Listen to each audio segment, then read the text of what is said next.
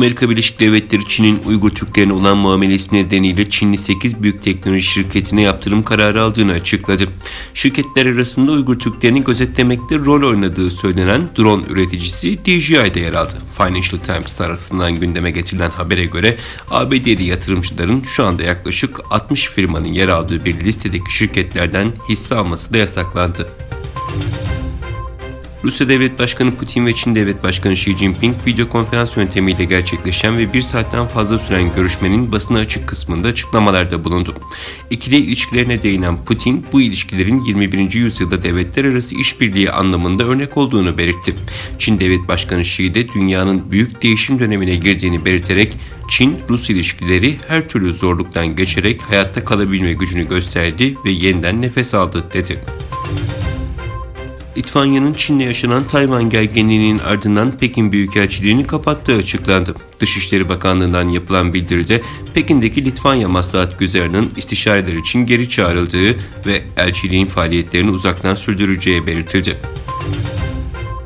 ABD Temsilciler Meclisi, Çin'in zorla çalıştırma yoluyla üretim yaptığına dair iddialar nedeniyle Doğu Türkistan'da üretilen ürünlerin ABD'ye ithalatını yasaklayan yasa tasarısını onayladı.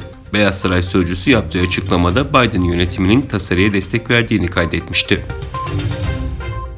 İran Dışişleri Bakanı Uluslararası Atom Enerjisi Ajansı ile iyi bir anlaşmaya vardıklarını söyledi.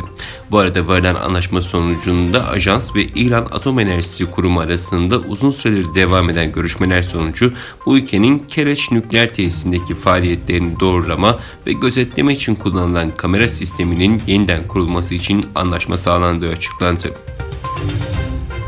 ABD Dışişleri Bakanlığı Sözcüsü Bakan Antony Blinken'ın delegasyonunun bir üyesinin koronavirüse yakalanmasının ardından Güneydoğu Asya gezisini yarıda kestiğini açıkladı. Antony Blinken, Endonezya ve Malezya'yı ziyaret ettikten sonra Perşembe günü Bangkok'ta Taylandlı yetkililerle görüşecekti. Ancak 3 ülke gezisinin bu son durağı iptal edildi. Belçika'da Volonya-Brüksel Federasyonu Parlamentosu'nun Genel İşler Komitesi'nde Çin'in Doğu Türkistan'daki eylemlerini kınayan tasarı onaylandı. Konuyla ilgili yapılan açıklamada bu tasarı Çinli yetkililerin Uygur halkına yönelik baskısını mümkün olduğunca katı bir şekilde kınamayı ve aynı zamanda Belçika'nın çeşitli hükümetlerini ve Çin rejiminin suistimalleri karşısında daha kararlı davranmaya teşvik etmeyi amaçlıyor denildi.